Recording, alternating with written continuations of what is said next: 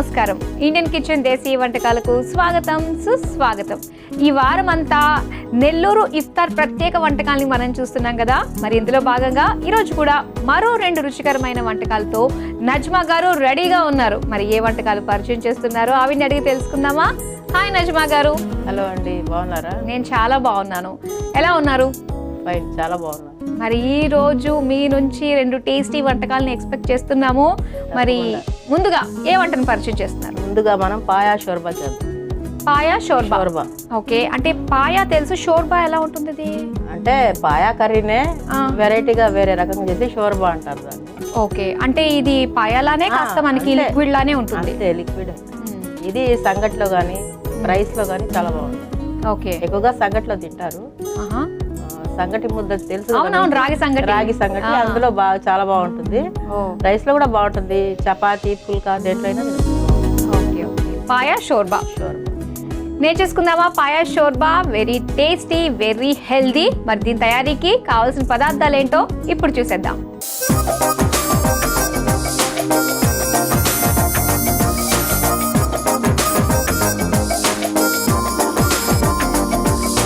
పాయా షోర్బా తయారీకి కావాల్సిన పదార్థాలు సిద్ధంగా ఉన్నాయి.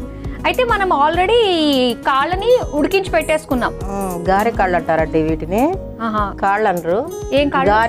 గారె కాళ్ళు అంటారు. పొట్టేలతో తీస్తారు కదా, అవి గారె కాళ్ళు అంటారు. ఓకే, వాటిని ఉప్పు పసుపు వేసి ఒక 5-6 విజిల్స్ పెట్టేస్తే ఉడికిపోతాయి. దాని తర్వాత మనం స్టార్ట్ చేసుకోవచ్చు. ఓకే, సో ఆ ఉడికించిన వచ్చిన వాటర్ అన్నమాట. దీని సూప్ ఇది. ఈ సూప్. ఓకే, సో స్టార్ట్ చేద్దాం. మరి అయితే ముందుగా స్టవ్ ఆన్ చేసి ఆయిల్ వేసి, దీనికి ఆయిల్ అంతగా పట్టదండి, కొంచెం తక్కువ పడుతుంది. షోర్బా కాబట్టి. ఓకే, కాగాక లవంగాలు. కానీ పాయ కాకపోతే మనకు బయట దొరికినా కూడా ఇంట్లో రాదు.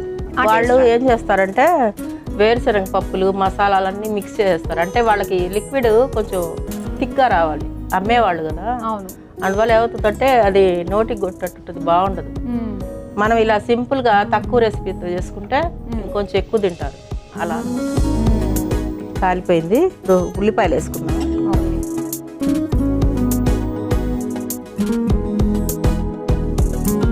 ఇది ఒక పెద్ద ఉల్లిపాయ అన్నమాట, సరిపోతుంది. ఇప్పుడు దీంట్లో అల్లం వెల్లుల్లి పేస్ట్ వేసుకుందాం. మొత్తం పడుతుంది. ఇది 2 స్పూన్లు అన్నమాట. 2 స్పూన్లు ఇది. ఓకే, అంటే 1 కప్పు పాయాకి 2 స్పూన్లు. పెంచండి. ఇది కూడా కొంచెం బ్రౌన్ కలర్. సాల్ట్ వేసుకున్నాం. చెప్పాను కదా, సాల్ట్ టిప్ అది, తొందరగా వేగుద్ది.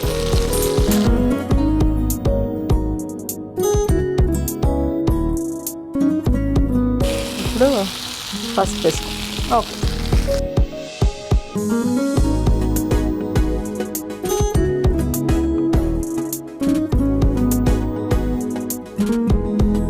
తగ్గించారా మంట? తగ్గించాను. టమాటాలు ఇవి కూడా బాగా మగ్గాలి, మెత్తబడితే టేస్ట్ వస్తుంది. పాయా వేసుకున్నాము. ఓకే, వేగింది. ఇది మనకు ముందుగా ఉడకబెట్టబట్టి కొంచెం స్మూత్నెస్ వస్తుంది అనమాట కూరలు. కొంచెం ఇది సిమ్లో పెట్టి మనం మిక్సీ వేయాలి. ఓకే, నేను జారిస్తాను. జారు అక్కడ పెట్టేసుకోండి. జీడిపప్పు ఏమేమి వేస్తున్నారో ఒకసారి చెప్పండి. జీడిపప్పు నానబెట్టింది. గసగసాలు అంటారు, గసాలు నానబెడితే కొంచెం తొందరగా ఇదవుతుంది. ఇది స్పూన్తో రాదు కాబట్టి చేతితో తీయాలి. అవును, మూత ఇదిగోండి.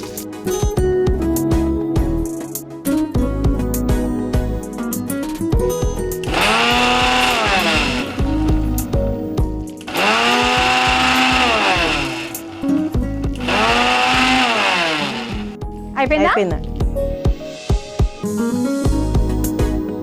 ఏదో ఒకసారి చూపించండి. ఇది మనకి నానబెట్టిన కాజు, అలాగే నానబెట్టిన గసగసాలు పేస్ట్.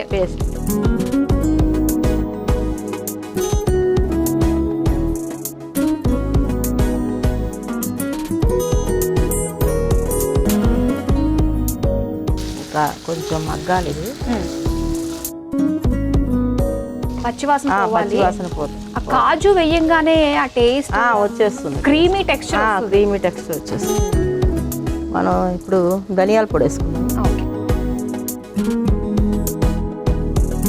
ఒక స్పూన్, అంటే లైట్ అన్నాను కదా నేను, లైట్ మసాలాలు ఎక్కువ లేకుండా. కారం కొంచెం తక్కువే వేస్తున్నాం. మీరు మీ నోరు ఏమన్నా కారం. ఇది మిరియాల పొడి. మిరియాలు ఘాటు కూడా ఉంటుంది ఇందులో. మిరియాలు వేయాలి, ఎందుకంటే ఇది దీంట్లో ఆ టేస్ట్ మిరియాల పొడితోనే వస్తుంది. మంచిగా జలుబు చేసినప్పుడు అంటే కారం ప్లేస్ లో మిరియాల పొడి వేసుకొని ఇది అవాయిడ్ చేయాలి. ఈ గసాలు అవి అవాయిడ్ చేసి, టమాటా గసాలు అవాయిడ్ చేసి తాగేస్తారు అనమాట. సూప్ లాగా తాగొచ్చు. బాగా పనిచేస్తుంది జలుబుకి. ఓకే. ఇప్పుడు మనం స్టాక్ ఉంది కదా, పోసారు.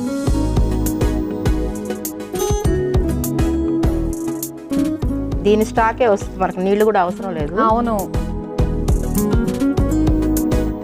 ఇలానే కాస్త ఈజీగా ఉంటుందేమో. ఈజీగా ఉంటుంది. మనకు ఎక్కువ థిక్నెస్ పెట్టుకొని ఎక్కువగా తినలేము, ఎగుటు పుడుతుంది అనమాట. చింతపండు వేయరా అండి? వేరు. ఇది పులుసు కాదు కదా, కర్రీ కాబట్టి వేసేసి కొత్తిమీర మూత పెట్టేసి ఒక 15 నిమిషాలు సరిపోతుంది.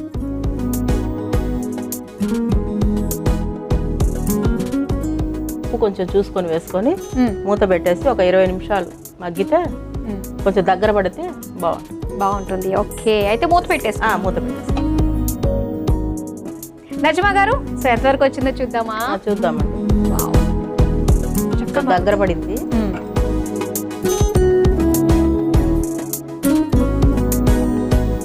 సరిపోతుంది కదా ఇది? Stove off చేసేనా?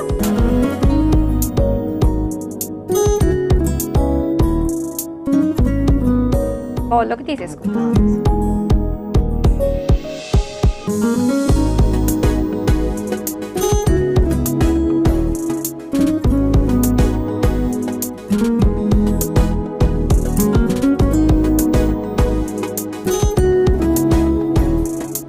వేడివేడిగా పాయా షోర్బా రెడీ అయిపోయింది. మరి దీని తయారీకి కావలసిన పదార్థాలు తయారు చేసే విధానం మరోసారి చూసేయండి.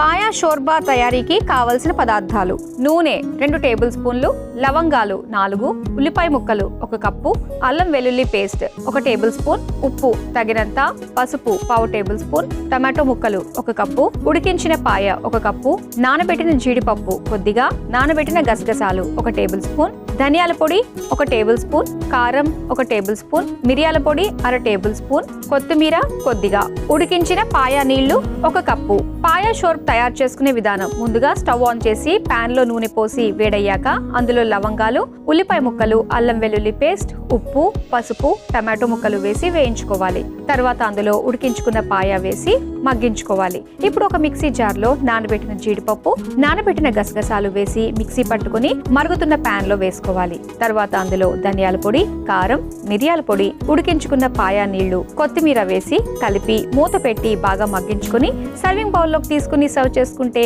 పాయా షోర్బా రెడీ.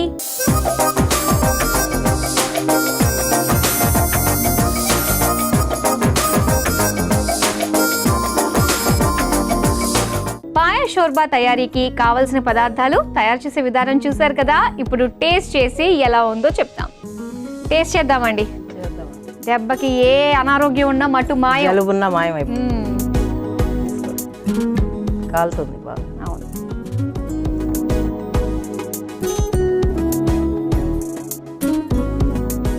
మీరు టేస్ట్ చేశారా? లేదు, మీరే కదా ఉప్పు కారాలు అన్ని కరెక్ట్గా ఉన్నాయి చెప్తున్నారు నాకు. ఫస్ట్ కరెక్ట్గా ఉందా? నేను చేసి నాకు ఎలాగో నచ్చుతుంది, మీకు కదా నచ్చాలి. లేదు, బాగుంది. చాలా బాగుందండి. రెగ్యులర్ గా చేసుకునే ఆ కుక్కర్ ప్రాసెస్ కంటే సింపుల్ గా ఉంటుంది. ఇది ఈజీగా ఉన్నట్టుంది. ఇది ఫుడ్ లో కాకుండా ఖాళీగా కూడా తినేసేయచ్చు. ఆ ఘాటు గొంతు దిగుతుంది దిగుతుంది మిరియాల పొడికి. చాలా బాగుందండి పాయ షోర్బా. థ్యాంక్ యూ అండి, థ్యాంక్ యూ సో మచ్. మరి నెక్స్ట్ ఏమంటే ప్రిపేర్ చేస్తున్నారు? నెక్స్ట్ షాహీ ఖీర్ చేద్దామండి. స్వీట్ ఐటమ్ అది. ఎవరన్నా అతిథులు వస్తే మనం త్వరగా అయ్యేది. అంటే ఒక 10 నిమిషాల్లో తయారైపోతుంది. చాలా చల్లగా బాగుంటుంది, పిల్లలు కూడా ఇష్టపడతారు. ఓకే ఓకే, పిల్లలు బాగా ఇష్టపడుతూ ఉంటారు.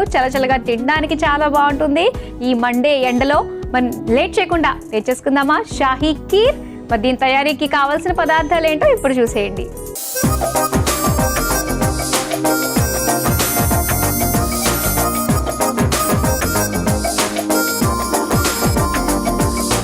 షాహీ ఖీర్ తయారీకి కావాల్సిన పదార్థాలు సిద్ధంగా ఉన్నాయి. ఓకే, ఇది చాలా బాగుంటుంది అని చెప్పేసి ముందుగానే ఊరిస్తున్నారు. చాలా బాగుంటుందండి. ఇందులో విశేషం ఏంటంటే గీ పడదు, నెయ్యి ఉండదు. ఓన్లీ పాల వల్లే ఎవరైనా డైట్ చేసే వాళ్ళు కూడా తినొచ్చు, ఏం కాదు.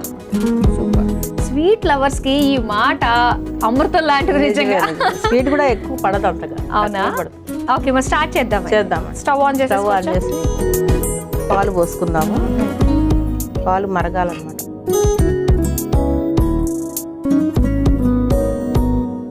కొంచెం సగం పాలు పెట్టుకుందాం. రైస్ ఫ్లోర్ కలపాలి. ఇది మరిగేలోపు మనం ఇది కలుపుకుందాం. రైస్ ఫ్లోర్ ఇంకా 2 స్పూన్లు ఎక్కువ. అంటే ఇది మనకి దగ్గరగా వస్తుందా లేదంటే కాస్త? దగ్గరగా వస్తుంది. ఫ్రిడ్జ్ లో పెట్టాలి. ఇంకా కొంచెం మనకు సెట్ అవుతుంది అనమాట. గట్టిగా అవుతుంది. డైరెక్ట్ గా రైస్ వేసామనుకోండి, ఫ్లోర్ వేసామనుకోండి, అది బియ్యం పిండి డైరెక్ట్ గా వేసామనుకోండి ఉండలు చుట్టుకుంటాయి. అందుకని కొంచెం పాలు నీళ్లు కలిపి ఓకే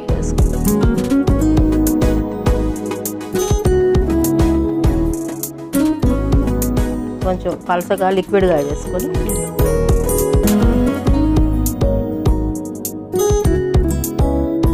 ఖచ్చితంగా 2 మనుషులు కావాలి, లేకపోతే ఉండలు కట్టేసి.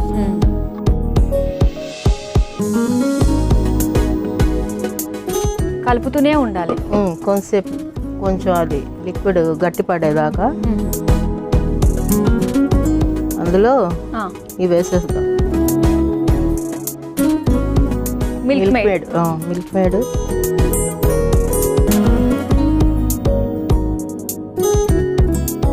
ఒకరు కలుపుతుంటే ఒకరు వేస్తుండాలి. ఫస్ట్ మిల్క్ మేడ్ వేసుకుంటే చక్కెర దాన్ని బట్టి మనం వేసుకోవాలి. అవును, ఎక్కువ స్వీట్ కాకుండా ఉంటుంది. మాధురి ఇది చిక్కబడుతుంది కదా, అందువల్ల కొంచెం నీళ్లు పోసుకున్నాము. అంటే అది ఉడకాలి కదా. మనం ఎన్ని నీళ్లు పోసినా అది గట్టి పడుతూనే ఉంటుంది. కానీ ఇది ఉడికింది ఏ టైంకి మనం దించేసుకోవాలని అనిపిస్తుంది? ఇది చక్కెర వేస్తాం కదా, చక్కెర కరిగే వరకే, తర్వాత దించేసుకో. ఇప్పుడు మన దాంట్లో మిల్క్ మేడ్ వేసాం కాబట్టి చక్కెర కొంచెం ఒక 2 స్పూన్లు చాలు. మరీ ఎక్కువ స్వీట్ ఉన్నా తినలేము కదా. వేసుకొని ఇప్పుడు జీడిపప్పు అన్ని అందులోనే ఉడికిపోతాయి. అందులోనే తిప్పుతూ ఉండండి. తిప్పుతుండాలి. పట్టేసింది వంట చేయడం కంటే కలపడమే చాలా కష్టంగా ఉంది. ఇది కొంచెం గార్నిష్ కి పెట్టుకుందాము. ఓకే, బాదం తురుము, ఇది పిస్తా తురుము. ఎంత బాగుందో చూడడానికి. ఇప్పుడు చూడడానికి బాగుంది. ఇలాచీ పౌడర్ ఇంకా తిప్పాలా? కొంచెం నేను తీసుకుంటా. ఎంత పెద్ద పనిష్మెంట్ ఇచ్చారు. ఇలాచీ పౌడర్ ఇప్పుడు ఇవ్వండి. అమ్మయ్యా దేవుడా, రోజు జిమ్ వెళ్ళకుండా ఈ వంట ఒకటి చేసుకున్నాం అంటే చాలు. అంటే మనకి స్థిమితంగా చేసుకుంటేనే అది టేస్ట్ వస్తుంది. త్వరగా చేస్తే రాదు కదా, తగ్గట్టుగానే ఉంటుంది టేస్ట్. ఇది కూడా ఇప్పుడు చక్కెర కరిగే వరకే, మళ్ళీ తీసేయచ్చు. Okay okay. ఇది కరిగే లోపు ఒక మంచి కవిత ఏమన్నా చెప్పచ్చు కదండి? అంటే గుర్తుండదని రాసుకొచ్చాను మహిళల గురించి. అవునా? కవిత, నేను మహిళను మహారాణిని అనమాట. మనం మహారాణులే కదా అసలు. అవును. నిద్ర లేచిన దగ్గర నుంచి రాత్రి పడుకునే వరకు నా లోకం నిత్యం చీపురుమయం. కాస్త నడుము వాల్చరాదు అనే మాట కోసం పరితపించే నా తనువు నువ్వు లేనిదే వారి జీవితాలు తెమలు అంటోంది. ఎందుకంటే నేను కార్యేషుదాసిని కాబట్టి. శయనం మీ జన్మ హక్క అంటే మేల్ని ప్రశ్నిస్తుంది అన్నమాట. స్త్రీ పురుషుని ప్రశ్నిస్తుంది. శయనం మీ జన్మ హక్క, క్షణం తీరికలేని ఈ దేహం అలు పెరగని నా కణకణం బిగబట్టి పెదాల గుప్పిట ఎంతగా ఊపిరాగిందో. చీకట్లో కలిసిన కనురెప్పల కట్ట వెనుక నా మగత నిద్ర మనసు ఒప్పుకోక తనువు సహకరించక తాళి పేరుతో జరుగు నిత్య అత్యాచారం. ఎందుకంటే నేను శయనేషు రంభను కాబట్టి. బతుకు పుస్తకంలో రాత్రి పగలు నా నుదుట పట్టిన చెమట బిందువులు నువ్వు ఒక మానవ అవశేషం అన్న నిజాన్ని తెలుపుతూ ఉంటే కనిపించే చిరునవ్వుల వెనుక కనబడని కన్నీటి కథనాన్ని, అజన్మాంతపు అవిశ్రాంతపు అద్వితీయమైన అలౌకిక సృష్టిని. ఎందుకంటే నేను మహిళను, మహారాణి అంటే మహిళ తన నిత్య జీవితం అన్నమాట. తెల్లారు లేచిన దగ్గర నుంచి పడుకునే వరకు ఎలా ఉంటుందో అదంతా సగమే రాశాను పేపర్లో. ఓకే, ఇంకా ఉంది కొంచెం. కానీ ఆ వర్డ్స్ ఎంత బలంగా అంటే గుచ్చుకుంటున్నాయి అన్నమాట. ఒక్కొక్క వర్డ్ మీరు పదాలు విధానం ఒక స్త్రీ అంతరంగం అన్నమాట. కానీ పైకి చెప్పుకోలేదు కదా, అందువల్ల నిజంగా ఆ కవిత క్రియేటివిటీ అన్నది అసలు ఎలా వస్తుంది. ఆ పదాలన్నీ కూడా ఒక మణిహారం లాగా ఒక చోట సమకూర్చి ఎంత అందంగా ఒక చక్కటి మాలగా తయారు చేసి ఇచ్చారు ఆ కవిత. అంత అందంగా ఉంది. ఇప్పుడు ఎంతవరకు వచ్చింది? ఇప్పుడు ఏం చేస్తున్నాం మనం? ఇది అయిపోవచ్చింది. ఇప్పుడు మనం కుంకుమ పువ్వు వేసేద్దాం లాస్ట్ లో. ఓకే, ఆల్రెడీ మనం పాలల్లో కుంకుమ పువ్వు వేసుకున్నాం, అందుకే కలర్ వచ్చేసింది. కలర్ వచ్చింది. కొంచెం నీళ్లు పోసి అంటే అది కొంచెం ఉన్న దాంట్లో కలర్ వస్తుంది కదా. ఇప్పుడు కలిపేద్దాం. అయిపోయింది, ఆల్మోస్ట్ అయిపోవచ్చింది. దీన్ని ఫ్రిడ్జ్లో పెట్టి చల్లగా తినాలి, వేడిగా తినకూడదు. ఇప్పుడు అంటే మనం టేస్ట్ చేస్తున్నాము. అవునవును. ఫ్రిడ్జ్లో అవి కుండలు ఉంటాయి కదా, కుండల్లో వేసేసి ఓకే ఫ్రిడ్జ్లో పెట్టేస్తే టేస్టింగ్. ఇది ఆల్మోస్ట్ రెడీ అయిపోయినట్టే. నజ్మా గారు రెడీ అయిపోయినట్టే కదా? రెడీ అయిపోయిందండి. ఇది బౌల్లో వేసి గార్నిష్ చేసేద్దాం. తప్పకుండా.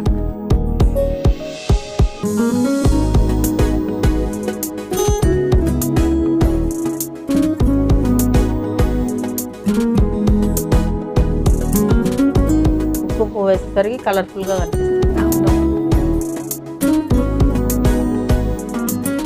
ఇది గట్టి పడితే ఇంకా చూడడానికి బాగుంటుంది.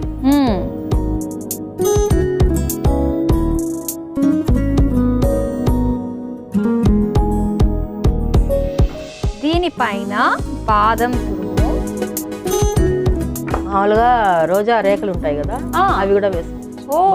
అంటే ఫోటో. అలాగే పిస్తా తురుము. నైస్. వేడి వేడిగా షాహీ కీర్ రెడీ అయిపోయింది. వేడి వేడిగా చేసుకున్నాం, కానీ చల్ల చల్లగా తింటే చాలా బాగుంటుంది. మరి దీని తయారీకి కావాల్సిన పదార్థాలు తయారు చేసే విధానం మరోసారి చూసేయండి. షాహీ కీర్ తయారు చేసుకోవడానికి కావలసిన పదార్థాలు: పాలు 2 కప్పులు, బియ్యం పిండి 2 టేబుల్ స్పూన్లు, మిల్క్ మేడ్ 2 టేబుల్ స్పూన్లు, పంచదార 1/2 కప్పు, జీడిపప్పు కొద్దిగా, బాదం తరుగు కొద్దిగా, పిస్తా తరుగు కొద్దిగా, యాలకుల పొడి 1 టేబుల్ స్పూన్, కుంకుమ పువ్వు పాలు 2 టేబుల్ స్పూన్లు. షాహీ కీర్ తయారు చేసుకునే విధానం: ముందుగా స్టవ్ ఆన్ చేసి పాన్ లో పాలు పోసి మరిగించుకోవాలి. ఇప్పుడు ఒక బౌల్లో బియ్యం పిండి, నీళ్లు పోసి కలిపి మరుగుతున్న పాలల్లో పోసి ఉండలు కట్టకుండా కలుపుతూ మరిగించుకోవాలి. తర్వాత అందులో మిల్క్ మేడ్, కొద్దిగా నీళ్లు, పంచదార, జీడిపప్పు, బాదం, పిస్తా, యాలకుల పొడి వేసి కలుపుతూ మరిగించుకుని చివరిగా కుంకుమ పువ్వు పాలు పోసి కలిపి సర్వింగ్ బౌల్లోకి తీసుకుని పైనుంచి బాదం తురుము, పిస్తా తురుము వేసి సర్వ్ చేసుకుంటే షాహీ కీర్ రెడీ.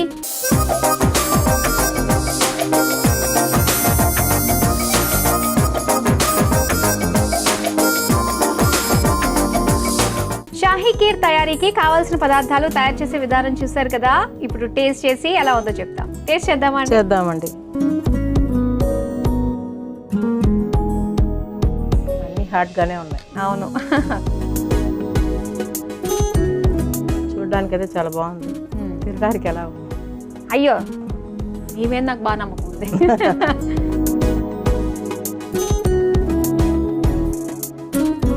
కొద్దిగా చక్కెర వేసుకోవచ్చు. చక్కెర తక్కువ వేసాను నేను. మీరు అన్నట్టుగా తీపి పడుతుంది, కొంచెం మనకి తీపి పడుతుంది.